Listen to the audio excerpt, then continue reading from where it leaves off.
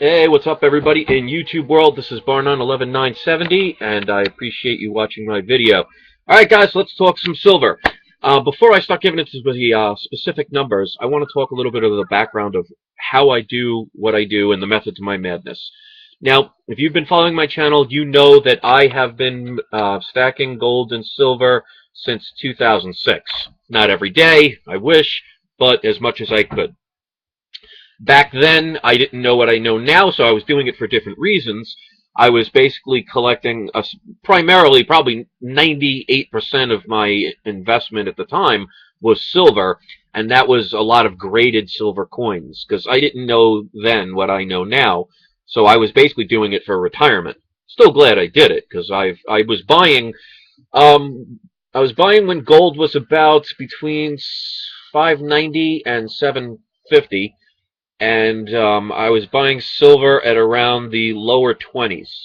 I didn't get it when it was earlier because when silver was at $10 to $12, I was buying the graded coins. You know, live and you learn, but I'm still at the point where I don't have to worry at this point because even if you buy in the $20 range, the fact that it's over 30 means that you're not losing. Anyway, if you see how I talk about silver, I don't go by what everybody else says. I don't go on the silver bandwagon. Because if you see how people, and there are people who will flip-flop all the time. Now, I'm not singling out anybody, because I watch tons of silver videos and tons of different people who talk about it. And I see a lot of people, they flip-flop all the time, depending on what the crowd likes. And that's why you'll see some of those videos getting, like, 95 thumbs up and maybe 1 or 2 thumbs down. I'm not here to be popular. I'm here to tell people what I feel is going to be the most probable way something will happen based on my experience. Now, I'm not a Wall Street banker. I'm not a trader, an investor.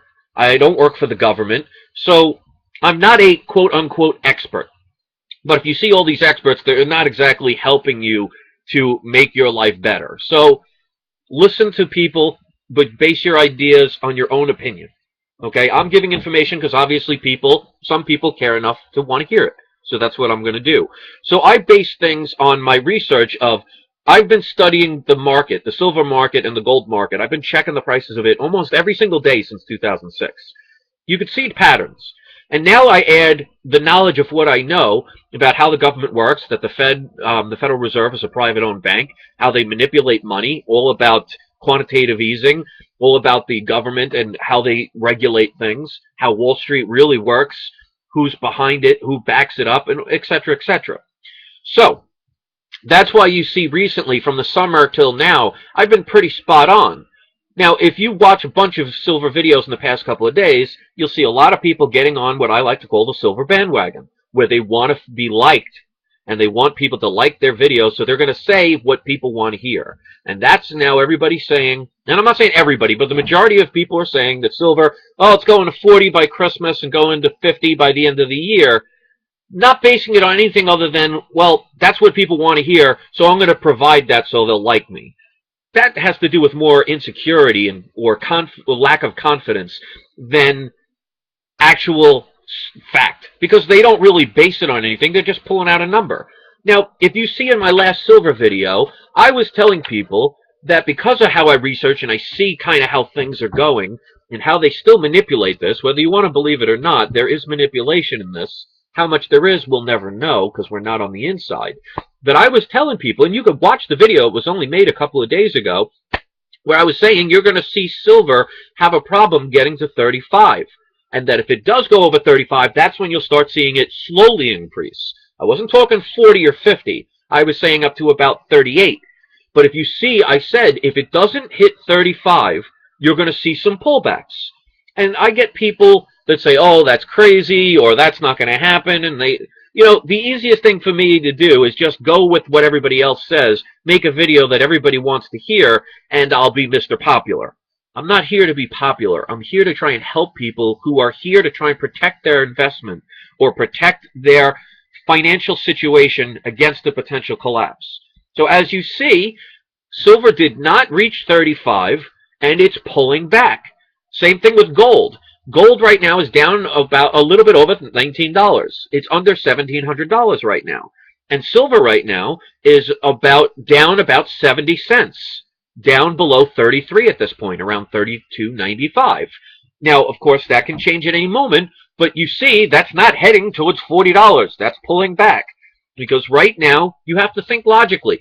Christmas time, the average person is spending money on gadgets and presents for other people. They're not thinking about investments right now. So this is where you're going to start seeing some pullbacks. Plus, with this fiscal cliff, they are going to make it happen last minute. It's going to create that little bit of worry and panic and concern. And then at the last minute, when they do resolve it in the favor of what the general sheeple people want to hear, they're going to sit there and think, oh, we're saved. We kept from going over the fiscal cliff. You're going to see confidence in the dollar, and you're going to see a pullback in metals where smart investors like you and I, who are getting metals to protect yourself against the potential collapse, will buy it all up. Now, why do I say potential? Because, first of all, nothing in life is guaranteed. But I base things on probability. Because I'm going to tell people right off the bat, I'm not here to get rich. I'm not here to say gold and silver is going to make you rich. I've never said that, and I never will, because I'm not here to become a millionaire. It would be nice, but that's not why I'm doing it. I'm doing that because I'm afraid of the way the government, the Wall Street, the banks, all of those people, I worry about. They're more concerned about their own self-absorbed interests other than the people's interest, and they're going to damage my dollar, which they have been doing. And they could get potentially to the point where there is a collapse of that currency, which would render anything that I saved or anything you saved worthless. So to protect myself against that possibility, I get physical gold and silver, which, if you check throughout history, has been used as currency and money. Now, you could see how countries and banks are storing gold because it's a storage of wealth. If it didn't have value, they wouldn't store it. That's why you're not seeing the Federal Reserve or Germany or China or Brazil or United States of America Corporation or England or any other country storing seashells. Because if you go by tradition, well, if you go back to the days of the caveman, they used seashells. So it's not about that. We have to wise up. And one thing I want to talk about, the probability. Now, that doesn't guarantee things, but if you are using it in that sense where you're not trying to get incredibly rich, you're just trying to keep your currency or keep your lifestyle, and you're just protecting yourself. You want to go by the best odds of something happening. That's one of the reasons why I don't play the SLV game. I don't play the stock market game. I don't bet on gambling, and I don't bet on sports, because it's too easily rigged. And if you don't have an inside hit, you're screwed. And I'll give you an example about probability. Because actually the other day somebody was kind of making fun of my video, saying about, kind of ridiculing me because I said that this system cannot last forever. So they were kind of mocking it, saying it could. Well, could it? I'm sure it could, but if you go based on history, every single fiat currency has a 100% failure rate. So could this one all of a sudden be the exception to the rule throughout history of fiat currencies and last forever? It's not impossible, but I wouldn't bet my money on it, because what are we going to do?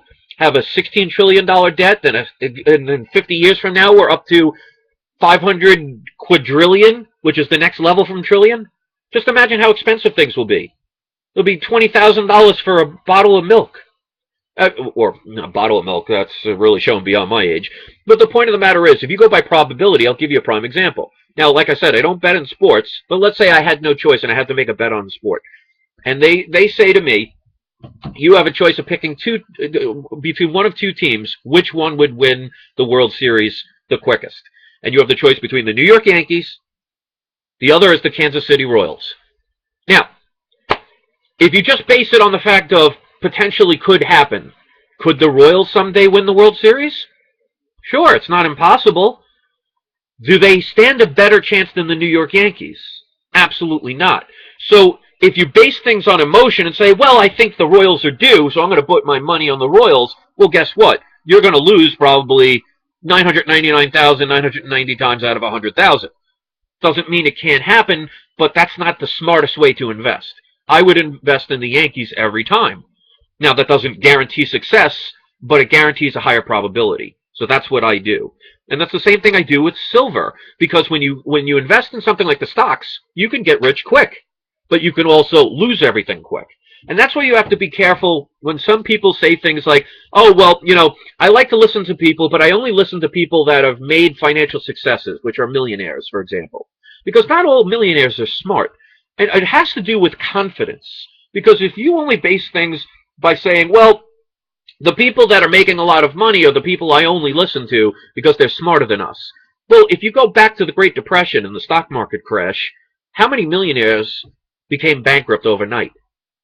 If you even think about recently, how many millionaires lost everything in the Bernie Madoff scandal? I mean, Fred Wilpon, who is partial owner of the New York Mets, who said that Bernie Madoff was his personal friend, got screwed out of millions of dollars. And that was a person he said he trusted. Because let me tell you something about some of these wealthy people that make their money on investments. If you know about the system, it's a corrupt system. The government, the banks, Wall Street, they're all corrupt. So the ones that really make it are making it because they know the corrupt game. Very wealthy people in that sense are very greedy. They're not very generous with their money. Now, of course, there are always a few exceptions, but we're talking the probability of something being more realistic. So if you're relying your information just solely on somebody that made money and saying, well, they must be smarter than me, well, when you have millions of dollars to begin with, it's a lot easier to take risks of gambling to lose than somebody who might only have a couple of hundred to maybe a couple of thousand to invest. If somebody had a couple of $1,000s and invested it and became a millionaire, I would actually listen to that person more than somebody who was already a millionaire and played a game where he just could lose a couple $100,000 in one instance and not mean anything. Because if you play that game, they're not gonna give you the information, because that's another thing. Now, am I just saying this because I want to say it because I don't like rich people? Of course not. I've been surrounded by very wealthy people in my lifetime. When my earlier days of being a massage therapist, I used to work out near the Hamptons. You know anything about the Hamptons, there are a lot of wealthy people. And I found the people with the most money would never tip. My mother's boyfriend, who they were together for about 25 years, they never got married, he used to build houses out in the Hamptons, and we used to deal with very wealthy people all the time. And they would nickel and dime you for everything. So one thing you have to be careful about is some of these people that are making millions on investments, you have to find out first how they did it. Second of all, did they already have plenty of money to be able to afford to lose hundreds of thousands of dollars before they won in the first place? And you also have to wonder, are they really going to give you the information? You have to sometimes think from an enemy standpoint. If I'm making plenty of money, I don't want other people to know about it. If I'm one of those greedy people, I'm not going to give my secrets away. So they may tell you what you want to hear. And that's why you see so many people fail. Now, again, I'm not here because I'm trying to become a millionaire. I don't need that kind of thing. You know, the one thing I was always proud about in my life, especially like when it came to meeting women, for example, girls didn't date me for what I could give them because I didn't have much to give. They wanted to be with me for me. So many people hide behind their wealth and it thinks that that makes them more special or it makes them better than somebody else. Just because somebody has a lot of green in their pocket does not mean they're better. And again, I'm not hating because I know plenty of people that have lots of money. I mean, I have family that has lots of money. I wish they would share some of the wealth, but hey, what are you going to do? The point of the matter is, you can't just base things on the fact, well, I'm going to follow somebody's information because they're smart investors because look at all the money they have. Did they already have it? How did they get it? Did they do it honestly? Was there a criminal act involved? I mean, if you look at the Rothschilds, look at how they got their wealth. Look what they're doing to continue to get their wealth. They're destroying nations. So does that mean you want to follow them? Well, if you want to follow them, you'll get rich. But, you have to sell your soul to do it. So I'm going to end this video right now because I'm limited to 15 minutes. So tell me what you think about it. But remember, guys, it's all about confidence. Believe in what you are doing. And if you're investing in gold and silver for protection against the collapse, you're doing the right thing. And if you're like me who has a limited income, well, you don't have hundreds of thousands of dollars to spend. So do what you can and think long term. All right, guys, thanks for watching, and leave a message after the beep. Peace.